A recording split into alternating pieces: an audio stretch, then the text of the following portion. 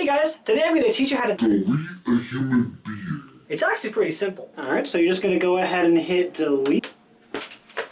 So say you've got this great picture, Check out this handsome guy. but it looks like someone's looming in the background. Now how do we get around that? Cosmo, no. So you're going to want to select the lasso tool, and then just draw around the person you want to delete. Then you're going to hit Shift F5 on your keyboard, and that's going to do Content Aware Fill. But the computer can't get the background information from nowhere. It has to come from somewhere already on the existing image. And in this case, it came from these foreground branches that we don't want in the background. So for those little details, you'll just use the Spot Healing Brush tool and paint out what you don't need. It's pretty simple, and the results look very good. And sometimes it's that easy. But other times, the patch tool is much more effective, and that's because it's going to let you tell the computer exactly where you want it to source the background information from. And that's a really handy thing if you have a complicated background with a lot of repeating elements. But Evan, I hear you asking, what if the guy I'm trying to mask out is behind the subject? What do I do then?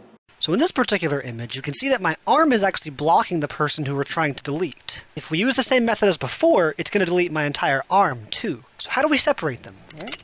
Cosmo, not yet. The first step is going to be to use the Quick Selection tool to select my arm. By painting over my arm, you're basically telling the computer which parts of the image are my arm and which parts of the image are the background. And then you can use the lasso tool to get in those fine, hard-to-reach areas. Press Ctrl-C to copy the background layer, and then press Ctrl-Shift-V to paste it in the exact same place. Disable its visibility because we don't need it just yet, and make sure you've got the new layer selected, and you're going to go to Select and Load Selection. That's basically just going to reload that same selection we made earlier. And just to make sure we get a clean plate, I like to go to Modify, Expand, and then expand the selection by maybe 10 pixels, just to make sure it's all nice and clean when we do our old little trick of using Content Aware Fill to delete the arm, and Oh, thank God it's still here. select the unwanted intruder and delete them using the same tricks I taught you earlier. Now all you have to do is enable visibility on that layer again, and you've deleted the intruder. Congratulations, you're free.